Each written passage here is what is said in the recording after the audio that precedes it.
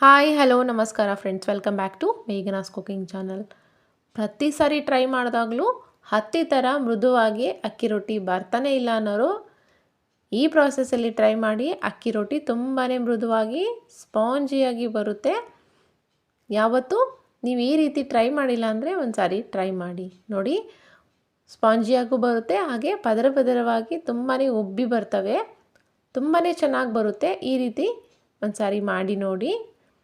ಹಾಗೆ ಸ್ವಲ್ಪ process change ಇದೆ, ತುಂಬ ಈಸಿಯಾಗಿ ಮಾಡ್ಕೋಬೋದು. 10 ನಿಮಿಷದಲ್ಲೆಲ್ಲ ರೊಟ್ಟಿನ ರೆಡಿ ಮಾಡ್ಕೋಬೋದು. ಮೊದಲಿಗೆ ಒಂದು ಪಾತ್ರೆನ ಬಿಸಿಗಿಡ್ತಾ ಇದ್ದೀನಿ. ಪಾತ್ರೆ ಬಿಸಿ ಆದಮೇಲೆ 2 ಗ್ಲಾಸ್ನಷ್ಟು ನೀರನ್ನ ಹಾಕ್ತಾಯಿದ್ದೀನಿ. ಈ ನೀರಿಗೆ ಎಷ್ಟು ಬೇಕೋ ಅಷ್ಟು ರುಚಿಗೆ ತಕ್ಕಷ್ಟು ಉಪ್ಪನ್ನ ಹಾಕ್ಕೊಂಡ್ಬಿಡಿ.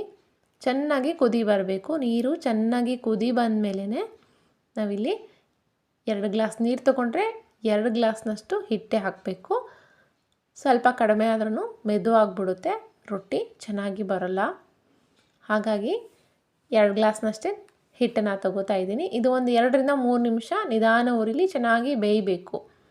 ಬೆಂದಾದ ನಂತರನೇ ಒಂದು ಸ್ಪೂನ್ ಸಹಾಯದಿಂದ ನೀವು ಈ ರೀತಿ ಚೆನ್ನಾಗಿ ಕಲಿಸ್ಕೋಬೇಕು. ಹೀಗೆ ಕಲಿಸ್ಕೊಂಡ್ರೆ ಒಂಚೂರು ಗಂಟಿರಬಾರ್ದು. ಮಾಡಬೇಕಾದ್ರೆ ಲಟ್ಟಿಸ್ಬೇಕಾದ್ರೆ ರೊಟ್ಟಿ ಹರಿಯೋದಿಲ್ಲ, ಚೆನ್ನಾಗಿ ಬರ್ತವೆ.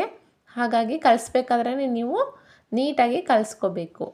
ನೋಡಿ, ಈ ರೀತಿ ಕಲಿಸ್ಕೊಂಡ ನಂತರ ನಾನಿಲ್ಲಿ ಒಂದು ಕಲ್ಲ ಮೇಲೆ ಇದು ಸ್ವಲ್ಪ ತಣ್ಣಗಾಗಲಿ ಅಂತ ಹಾಕ್ತಾಯಿದ್ದೀನಿ.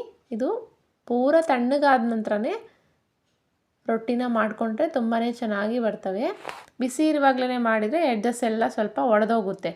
ಆ ಕಾರಣಕ್ಕಾಗಿ ತಣ್ಣಗಾದ ಮೇಲೇ ಹಿಟ್ಟನ್ನು ಈ ರೀತಿ ಚೆನ್ನಾಗಿ ನಾದ್ಕೋಬೇಕು. ನೋಡಿ, ನೀವು ಎಷ್ಟು ಬಾರಿ ನಾದ್ತಿರಲ್ಲ ಅಷ್ಟು ಸ್ಮೂತಾಗಿ ರೊಟ್ಟಿ ಬರ್ತವೆ, ಅಷ್ಟು ಚೆನ್ನಾಗಿ ರೊಟ್ಟಿ ಬರ್ತವೆ.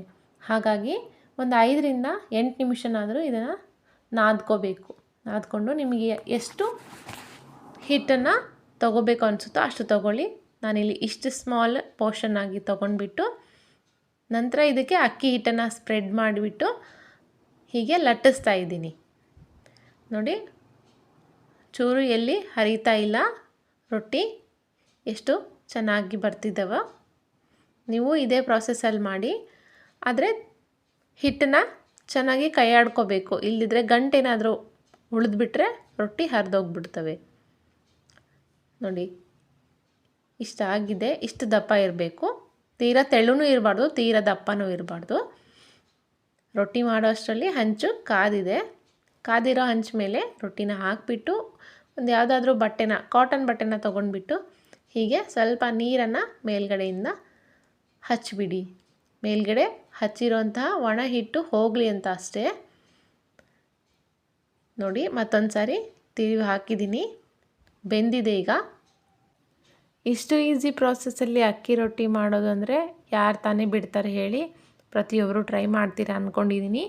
ಹಾಗೆಯೇ ವಿಡಿಯೋ ಇಷ್ಟ ಆದರೆ ಲೈಕ್ ಕೊಡೋದು ಮಾತ್ರ ಮರಿಲೇಬೇಡಿ. ಇದು ಚಟ್ನಿ ಜೊತೆ, ಪಲ್ಯ ಜೊತೆ ತುಂಬಾ ಚೆನ್ನಾಗಿ ಬರುತ್ತೆ. ಒಳ್ಳೆ ಕಾಂಬಿನೇಷನ್ ಆಗಿರುತ್ತೆ. ನೀವು ಇಷ್ಟು ಸ್ಮೂತಾಗಿ ಸ್ಪಾಂಜಿಯಾಗಿರೋಂತಹ ಅಕ್ಕಿ ರೊಟ್ಟಿನ ಮಾಡಬೇಕು ಅಂದರೆ ಹೀಗೇ ಮಾಡಿ. ವಿಡಿಯೋನ ಕೊನೆ ತನಕ ನೋಡಿದ್ದಕ್ಕೆ ಧನ್ಯವಾದಗಳು. ಹಾಗೆ ಯಾರೆಲ್ಲ ನಮ್ಮ ಚಾನಲ್ನ ಸಬ್ಸ್ಕ್ರೈಬ್ ಮಾಡದೆ ನೋಡ್ತಾ ಇದ್ದೀರೋ ಅವರು ಸಬ್ಸ್ಕ್ರೈಬ್ ಮಾಡಿ ನೋಡಿ. ಹಾಗೆ ಪಕ್ಕದಲ್ಲಿರೋ ಬೆಲ್ಲೈಕನ್ನ ಪ್ರೆಸ್ ಮಾಡಿ. ಸದಾ ನಮ್ಮ ಚಾನಲ್ನ ಹೀಗೆ ನೋಡ್ತಾ ಇರಿ, ಸಪೋರ್ಟ್ ಮಾಡ್ತಾ ಇರಿ. Keep watching. ಧನ್ಯವಾದಗಳು.